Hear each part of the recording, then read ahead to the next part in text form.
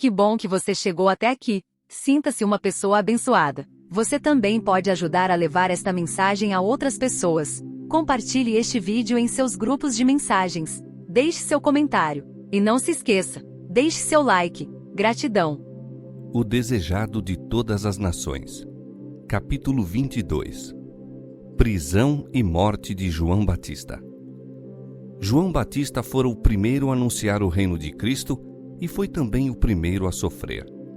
As paredes de uma cela de prisão separavam-no agora da liberdade do deserto e das vastas multidões suspensas de suas palavras. Estava prisioneiro na fortaleza de Herodes Antipas. Grande parte do ministério de João Batista tivera lugar no território leste do Jordão, o qual se achava sob o domínio de Antipas. O próprio Herodes escutara as pregações de João. O dissoluto rei tremera ante o chamado ao arrependimento. Herodes temia a João, sabendo que era varão justo, e fazia muitas coisas, atendendo-o, e de boa mente o ouvia. João portou-se fielmente para com ele, acusando-o por sua iníqua aliança com Herodias, mulher de seu irmão. Por algum tempo, Herodes procurou fracamente quebrar a cadeia de concupiscência que o ligava. Mas Herodias prendeu-o mais firmemente em suas redes e vingou-se de João Batista, induzindo Herodes a lançá-lo na prisão. A vida de João fora de ativo labor, e as sombras e a inatividade da prisão pesavam fortemente sobre ele. Ao passar semana após semana sem trazer nenhuma mudança, o acabrunhamento e a dúvida se foram sutilmente apoderando dele. Seus discípulos não o abandonaram. Era-lhes permitida a entrada na prisão. Levaram-lhe notícias das obras de Jesus e disseram-lhe como o povo se estava aglomerando em torno dele. Mas indagavam por que, se esse novo mestre era o Messias, não fazia nada para que João fosse solto? Como podia ele permitir que seu fiel precursor fosse privado da liberdade e talvez da vida? Estas perguntas não deixaram de produzir efeito. Dúvidas que, do contrário, nunca teriam sido suscitadas, foram então sugeridas a João. Satanás regozijou-se em ouvir as palavras desses discípulos e ver como elas quebrantaram a alma do mensageiro do Senhor. Oh, quantas vezes os que se julgam amigos de um homem bom e anseiam mostrar sua fidelidade para com ele, se demonstram os mais perigosos inimigos. Quantas vezes, em lugar de lhe fortalecer a fé, suas palavras deprimem e desanimam. Como os discípulos do Salvador, João Batista não compreendia a natureza do reino de Cristo. Esperava que Jesus tomasse o trono de Davi, e ao passar o tempo e o Salvador não reclamar nenhuma autoridade real, João ficou perplexo e turbado. Declarara ao povo que, a fim de o caminho ser preparado diante do Senhor, a profecia de Isaías devia ser cumprida, os montes e os outeiros se deviam abaixar, endireitar os caminhos tortuosos e os lugares ásperos ser aplainados. Esperava que as elevações do orgulho e do poder humanos fossem derribadas. Apresentara o Messias como aquele cuja pá estava em sua mão e que limparia inteiramente sua eira, ajuntaria o trigo no celeiro e queimaria a palha com fogo que não se apagaria. Como o profeta Elias, em cujo espírito e poder ele próprio viera a Israel, esperava que o Senhor se revelasse como um Deus que responde por fogo. O Batista fora, em sua missão, um destemido reprovador da iniquidade, tanto nos lugares elevados como nos humildes. Ousara enfrentar o rei Herodes com a positiva repreensão do pecado. Não tivera a vida por preciosa, contanto que cumprisse a missão que lhe fora designada. E agora, de sua prisão, aguardava que o leão da tribo de Judá abatesse o orgulho do opressor e libertasse o pobre e o que clamava. Mas Jesus parecia contentar-se com reunir discípulos em volta de si, curar e ensinar o povo. Comia à mesa com os publicanos, ao passo que dia a dia mais pesado se tornava o jugo romano sobre Israel, o rei Herodes e a vil amante faziam sua vontade, e o clamor do pobre e sofredor subia ao céu. Ao profeta do deserto, tudo isso se afigurava um mistério além de sua penetração. Havia horas em que os cochichos dos demônios lhes torturavam o espírito e a sombra de um terrível temor dele se apoderava. Poder-se-ia dizer que o longamente esperado libertador ainda não houvesse aparecido? Então, que significaria a mensagem que ele próprio fora compelido a anunciar? João sentira-se cruelmente decepcionado com o resultado de sua missão. Esperara que a mensagem de Deus tivesse o mesmo efeito que produzira a leitura da lei nos dias de Josias e de Esdras, 2 Crônicas 34 e Neemias 8 e 9. Que se seguiria uma profunda obra de arrependimento e volta ao Senhor. Ao êxito dessa obra, toda a sua existência fora sacrificada. Havia isso sido em vão? João sentiu-se perturbado porque, pelo amor que lhe tinham, seus discípulos estavam nutrindo incredulidade a respeito de Jesus. Teria acaso sido infrutífero seu trabalho em favor deles? Teria sido infiel em sua missão para ser agora excluído do labor? Se o libertador tinha aparecido e João se aprovara fiel à sua vocação, não havia Jesus de derribar agora o poder do opressor e libertar seu arauto? Mas o Batista não abandonou sua fé em Cristo. A lembrança da voz do céu e da pomba que descera, da imaculada pureza de Jesus, do poder do Espírito Santo que sobre ele próprio repousara ao encontrar-se em presença do Salvador, e do testemunho das Escrituras proféticas, tudo testificava de que Jesus de Nazaré era o prometido. João não queria discutir suas dúvidas e ansiedades com os companheiros.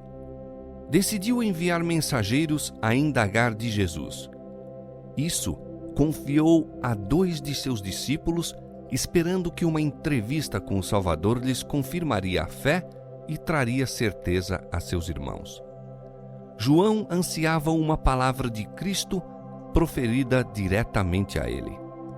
Os discípulos foram ter com Jesus, levando sua mensagem. És tu aquele que havia de vir, ou esperamos outro? Quão pouco espaço decorrido desde que o Batista apontara a Jesus e proclamara: Eis o Cordeiro de Deus que tira o pecado do mundo. Este era aquele de quem eu dizia: o que vem depois de mim é antes de mim. João capítulo 1, versos 29 e 27. E agora pergunta: és tu aquele que havia de vir? Isso era profundamente cruel e decepcionante para a natureza humana. Se João, o fiel precursor, deixava de discernir a missão de Cristo, que se poderia esperar da interesseira multidão? O Salvador não respondeu imediatamente à pergunta dos discípulos. Enquanto eles ficaram por ali, admirados de seu silêncio, os enfermos e aflitos iam ter com ele para ser curados. Os cegos iam às apalpadelas, abrindo caminho entre a multidão.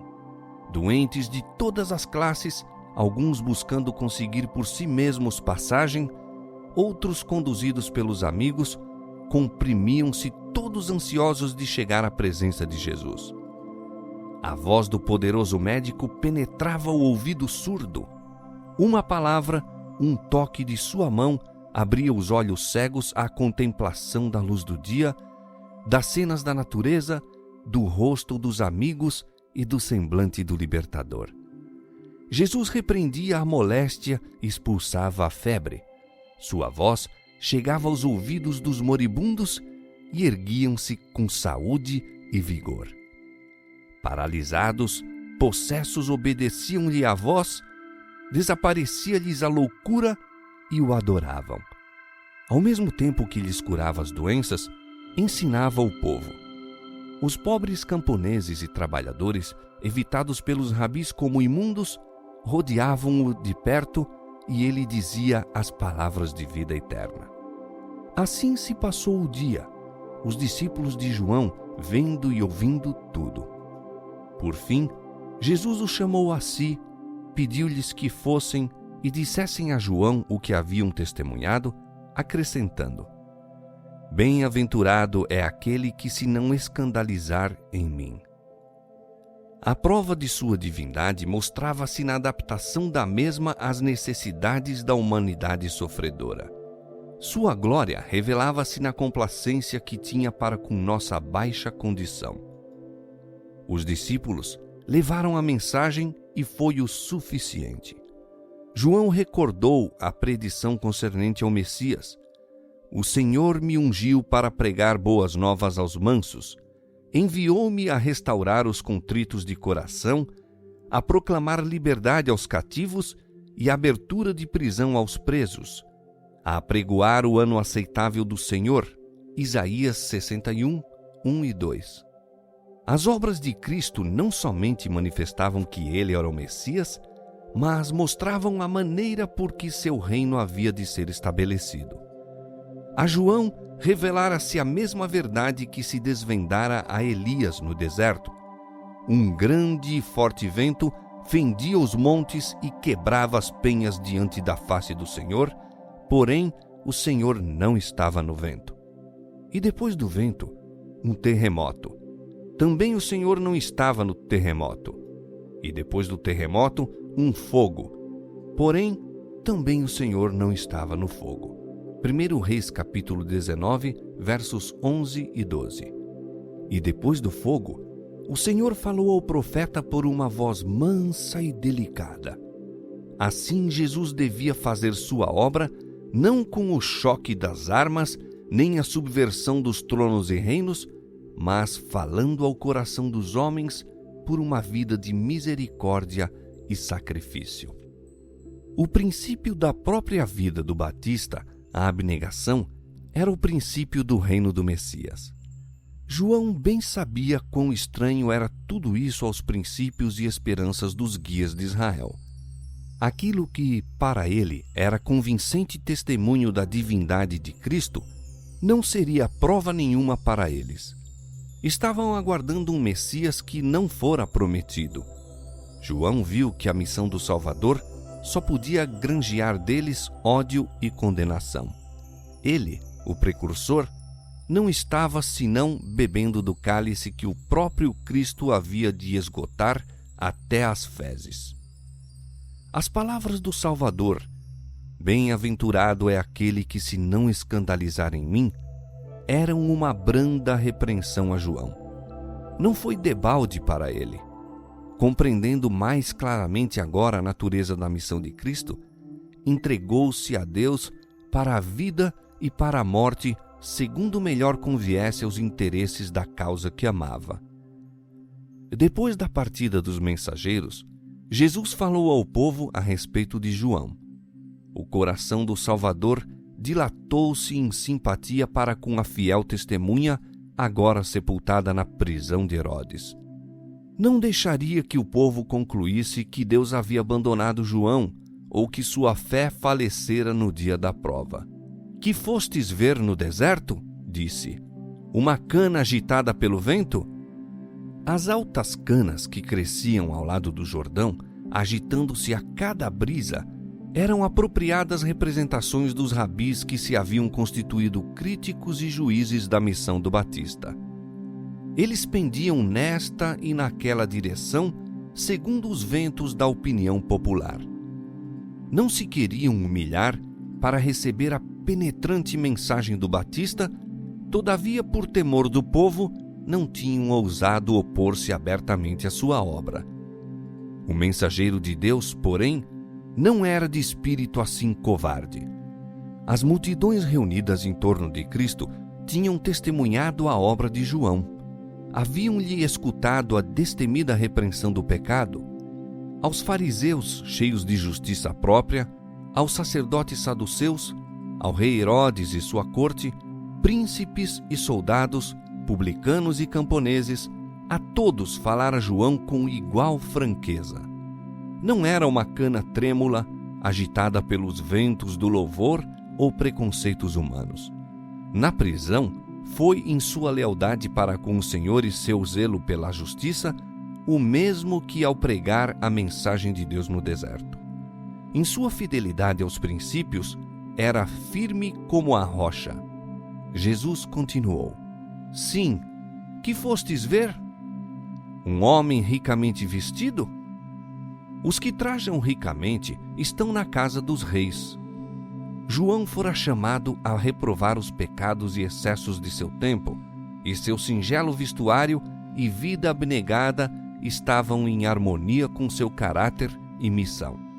Ricos trajes e os luxos da vida não constituem a porção dos servos de Deus, mas dos que residem nas casas dos reis, os dominadores deste mundo, aos quais pertencem seu poder e riquezas. Jesus desejava chamar a atenção para o contraste existente entre o vestuário de João e o que era usado pelos sacerdotes e principais. Esses oficiais paramentavam-se com ricas vestimentas e dispendiosos ornamentos. Amavam a ostentação e esperavam deslumbrar o povo, impondo assim mais consideração. Estavam mais ansiosos de conquistar a admiração dos homens do que de obter a pureza íntima que tem a aprovação de Deus. Mostravam assim que sua lealdade não era para com Deus, mas com o reino deste mundo. Mas então, que fostes ver? Disse Jesus. Um profeta? Sim, vos digo eu, e muito mais do que profeta, porque é este de quem está escrito: Eis que diante da tua face envio o meu anjo, que preparará diante de ti o teu caminho. Em verdade vos digo, que entre os que de mulher têm nascido, não apareceu alguém maior do que João Batista. No anúncio feito a Zacarias, antes do nascimento de João, o anjo declarara: será grande diante do Senhor. Lucas 1,15. Que, em face da maneira de avaliar do céu, consiste a grandeza? Não o que o mundo reputa como tal, não riqueza, nem posição, nem nobreza de linhagem, nem dons intelectuais considerados em si mesmos. Se grandeza intelectual, à parte de qualquer consideração mais elevada, é digna de honra, então Satanás merece nossa homenagem, que suas faculdades intelectuais nenhum homem já igualou. Mas quando pervertido para o serviço do próprio eu, quanto maior o dom, tanto maior maldição se torna. Valor moral, eis o que é estimado por Deus. Amor e pureza são os atributos que mais aprecia. João era grande aos olhos do Senhor quando, em presença dos emissários do Sinédrio, diante do povo e perante seus próprios discípulos, se absteve de buscar honra para si, mas encaminhou todos para Jesus como o prometido. Sua desinteressada alegria no ministério de Cristo apresenta o mais elevado tipo de nobreza já revelado em homem. O testemunho dado a seu respeito, depois de morto, pelos que o ouviram testificar de Jesus, foi: João não fez sinal algum, mas tudo quanto João disse deste era verdade. João 10,41. Não foi concedido ao Batista fazer cair fogo do céu ou ressuscitar um morto, como fizera Elias, ou empunhar a vara do poder de Moisés em nome de Deus. Foi enviado para anunciar o advento do Salvador e chamar o povo a preparar-se para a sua vinda. Tão fielmente cumpriu ele sua missão, que ao recordar o povo o que lhes ensinara a respeito de Jesus, podiam dizer: tudo quanto João disse deste era verdade. Um testemunho assim, todo discípulo de Cristo é chamado a dar de seu mestre. Como precursor do Messias, João era muito mais do que profeta, pois ao passo que os profetas haviam visto de longe o advento de Cristo, a João foi dado contemplá-lo, ouvir do céu o testemunho de sua messianidade e apresentá-lo a Israel como o enviado de Deus. Todavia, Jesus disse: aquele que é o menor no reino dos céus é maior do que ele. O profeta João foi o elo que ligou as duas dispensações, Como representante de Deus, apresentou-se para mostrar a relação da lei e dos profetas para com a dispensação cristã. Era a luz menor que havia de ser seguida por outra maior. A mente de João era iluminada pelo Espírito Santo a fim de que projetasse luz sobre seu povo. Nenhuma outra luz, porém, nunca brilhou nem jamais brilhará tão claramente sobre os caídos homens como a que emanou dos ensinos e exemplos de Jesus.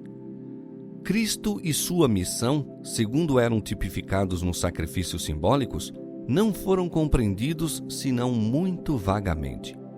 O próprio João não entendera plenamente a vida futura e imortal mediante o Salvador. Exceto a alegria que João encontrara em sua missão, sua existência foi de dores. Raras vezes fora sua voz ouvida a não ser no deserto. O isolamento foi a sorte que lhe coube, e não lhe foi dado ver os frutos de seus labores. Não teve o privilégio de estar com Cristo e testemunhar a manifestação do poder divino que acompanhava a maior luz. Não lhe foi concedido ver o cego no gozo da vista, o enfermo restabelecido e o morto ressuscitado. Não contemplou a luz que irradiava de cada palavra de Cristo, derramando glória sobre as promessas da profecia. O menor discípulo que viu as poderosas obras de Cristo e lhe ouviu as palavras, foi, neste sentido, mais altamente privilegiado que João Batista e, portanto, disse ter sido maior do que ele. Através das vastas multidões que haviam escutado as pregações de João, sua fama espalhara-se pela terra. Profundo era o interesse sentido quanto ao resultado de sua prisão, mas sua vida irrepreensível e o forte sentimento público em seu favor levavam a crer que nenhuma medida violenta seria tomada contra ele. Herodes acreditava que João era profeta de Deus e tinha toda a intenção de o pôr em liberdade. Adiava, porém, seu desígnio por temor de Herodias. Herodias sabia que por meios diretos nunca poderia obter o consentimento de Herodes para a morte de João e resolveu realizar seu intento por meio de estratagema. No dia do aniversário do rei, devia ser oferecida uma festa aos funcionários do Estado e aos nobres da corte. Haveria banquete e bebedice. Herodes ficaria assim sem o natural controle, podendo ser então influenciado segundo a vontade dela.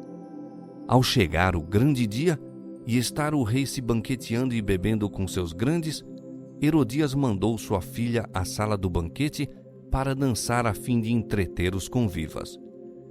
Salomé estava no viço da juventude e sua voluptuosa beleza cativou os sentidos dos nobres comensais. Não era costume que as senhoras da corte aparecessem nessas festividades e foi prestada a Herodes lisonjeira homenagem quando essa filha de sacerdotes e príncipes de Israel dançou para entretenimento de seus convidados. O rei estava perturbado pelo vinho. A razão foi destronada e a paixão tomou o comando.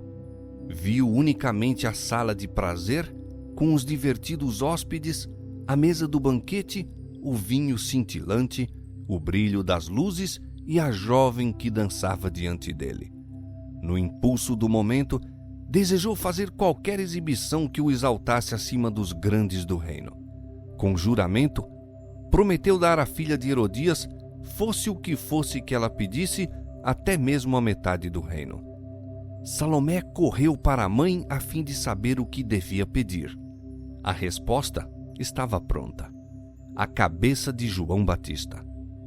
Salomé desconhecia a sede de vingança que havia no coração da mãe e recuou ante a ideia de apresentar esse pedido. A decisão de Herodias prevaleceu, porém. A menina voltou com a terrível petição: dá-me aqui num prato a cabeça de João Batista. Herodes ficou atônito e confundido. Cessou a ruidosa festa e um sinistro silêncio baixou sobre a cena de orgia. O rei sentiu-se tomado de horror ante a ideia de tirar a vida de João. No entanto, sua palavra estava empenhada e não queria parecer inconstante ou inconsiderado. O juramento fora feito em honra dos hóspedes, e se um deles houvesse proferido uma palavra contra o cumprimento da promessa, de boa vontade teria poupado o profeta. Deu-lhes oportunidade de falar em favor do preso. Eles haviam caminhado longas distâncias para ouvir as pregações de João e sabiam ser ele homem isento de crime e servo de Deus. Mas, conquanto chocados com o pedido da jovem, estavam demasiado embrutecidos para fazer qualquer objeção. Voz alguma se ergueu para salvar a vida do mensageiro do céu. Estes homens ocupavam altas posições de confiança na nação e sobre eles pesavam sérias responsabilidades. Tinham-se, no entanto, entregue a comer e a beber até que os sentidos lhes ficaram embotados. Transtornou-se-lhes o cérebro com a estonteante cena de música e dança e a consciência jazia adormecida. Com seu silêncio, proferiram a sentença de morte contra o profeta de Deus para satisfazer a vingança de uma mulher depravada. Herodes, de balde, esperou para ser libertado do juramento. Então, relutantemente, ordenou a execução do profeta. Em breve, a cabeça do Batista foi levada perante o rei e os hóspedes. Selados estavam para sempre aqueles lábios que fielmente advertiram Herodes para se desviar da vida de pecado. Nunca mais se ouviria aquela voz chamando os homens ao arrependimento. A orgia de uma noite custaria a vida de um dos maiores profetas. Oh, quantas vezes tem a vida de um inocente sido sacrificada em razão da intemperança dos que deviam ter sido os guardas da justiça. Aquele que leva aos lábios a taça intoxicante torna-se responsável por toda injustiça que possa cometer sob sua embrutecedora influência. Entorpecendo os sentidos, torna a si mesmo impossível julgar serenamente ou ter clara percepção do direito e do erro. Abre a Satanás o caminho para operar por meio dele em oprimir e destruir o inocente. O vinho é escarnecedor e a bebida forte alvoroçadora, e todo aquele que neles errar nunca será sábio. É por isso que o juízo se tornou atrás e quem se desvia do mal arrisca-se a ser despojado. Provérbios capítulo 20, verso 1, Isaías 59, 14 e 15. Aqueles que têm jurisdição sobre a vida de seus semelhantes deveriam ser considerados culpados de um crime quando se entregam à intemperança. Todos quantos executam as leis devem ser observadores das mesmas. Cumpre-lhes ser homens de domínio próprio. Precisam ter inteiro controle sobre suas faculdades físicas, mentais e morais, a fim de possuírem vigor intelectual e elevado senso de justiça. A cabeça de João Batista foi levada a Herodias, que a recebeu com infernal satisfação. Exultou em sua vingança e lisonjeou-se de que não mais a consciência de Herodes seria perturbada. Nenhuma felicidade, porém, lhe adveio de seu pecado. Seu nome tornou-se notório e aborrecido, ao passo que Herodes foi mais atormentado pelo remorso do que o havia sido pelas advertências do profeta. A influência dos ensinos de João não emudeceu. Ela se devia estender a cada geração até ao fim dos séculos. O pecado de Herodes estava sempre diante dele. Buscava constantemente alívio às acusações da consciência culpada. Sua confiança em João ficou inabalável. Ao recordar-lhe a vida de abnegação, seus solenes e fervorosos apelos, seu são juízo no conselho, e lembrar então de como morrera, Herodes não podia encontrar sossego. Empenhado nos negócios do Estado, recebendo honras dos homens, apresentava rosto sorridente e aspecto de dignidade, ao passo que ocultava o coração ansioso, sempre oprimido pelo temor de que pesava sobre ele uma maldição. Herodes ficara profundamente impressionado pelas palavras de João, de que não se pode ocultar coisa alguma a Deus. estava convencido de que ele se acha presente em todo lugar, que testemunhara a orgia na sala do banquete, ouvira a ordem de degolar a João e vira Herodias exultante e os insultos que proferira para a decapitada cabeça de seu reprovador. E muitas coisas que Herodes ouvira dos lábios do profeta falavam-lhe agora a consciência mais distintamente do que fizera a pregação no deserto. Quando Herodes ouviu falar das obras de Cristo, sentiu-se imensamente perturbado. Pensou que Deus ressuscitara a João e o enviara ainda com mais poder para condenar o pecado. Vivia em constante temor de que João vingasse sua morte, condenando-o a ele e a sua casa. Herodes estava ceifando aquilo que Deus declarara ser o resultado do pecado: coração tremente e desfalecimento dos olhos e desmaio da alma. E a tua vida como suspensa estará diante de ti, e estremecerás de noite e de dia, e não crerás na tua própria vida. Pela manhã dirás: ah, quem me dera ver a noite! E à tarde dirás: ah, quem me dera ver amanhã! Pelo pasmo do teu coração com que pasmarás, e pelo que verás com os teus olhos. Deuteronômio 28, 65 a 67. Os próprios pensamentos do pecador são seus acusadores, e não pode haver mais penetrante tortura que os aguilhões da consciência culpada, que não lhe dá repouso nem de dia nem de noite. Para muitos espíritos, um profundo mistério envolve a sorte de João Batista. Indagam por que teria sido deixado a estiolar-se e perecer na prisão. O mistério dessa escura providência, nossa visão humana não pode penetrar.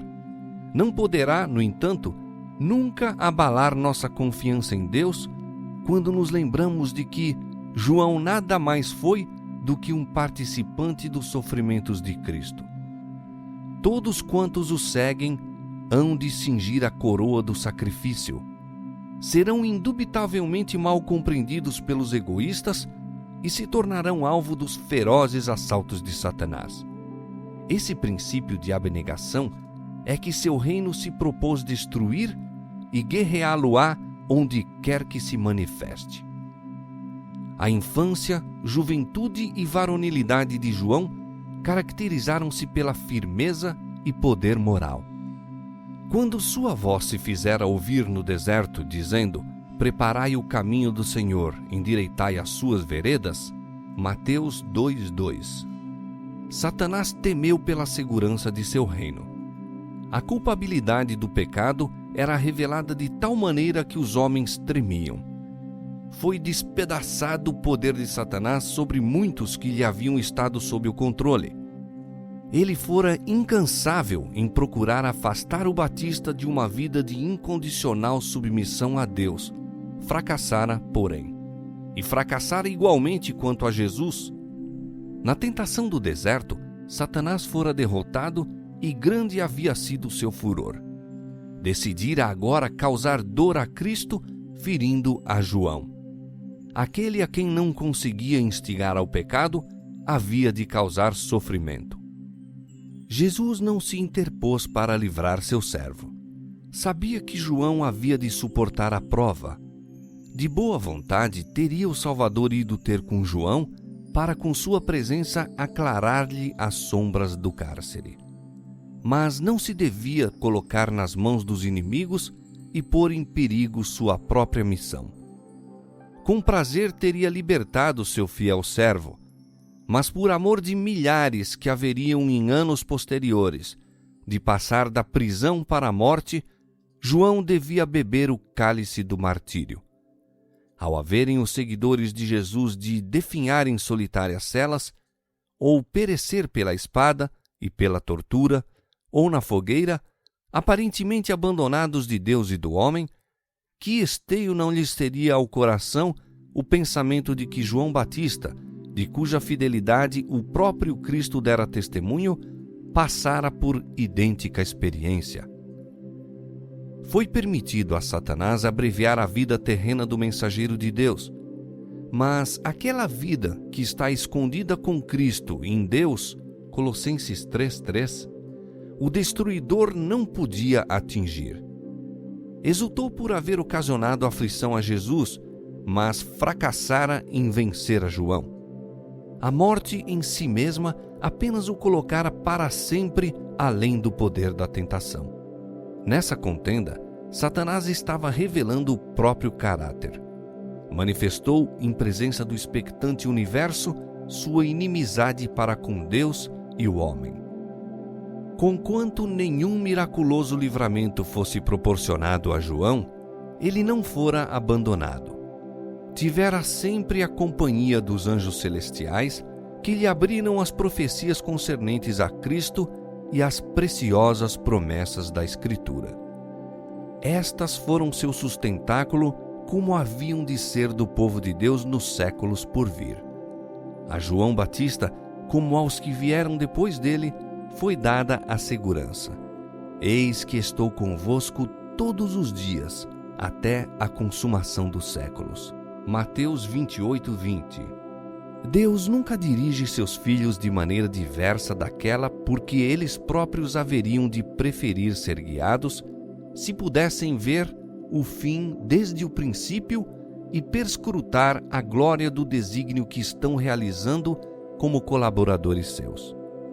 Nem Enoque, que foi transladado ao céu, nem Elias, que ascendeu num carro de fogo, foi maior ou mais honrado do que João Batista, que pereceu sozinho na prisão. A vós vos foi concedido, em relação a Cristo, não somente crer nele, como também padecer por ele. Filipenses 1:29. E de todos os seus dons que o céu pode conceder aos homens, a participação com Cristo em seus sofrimentos é o mais importante depósito e a mais elevada honra.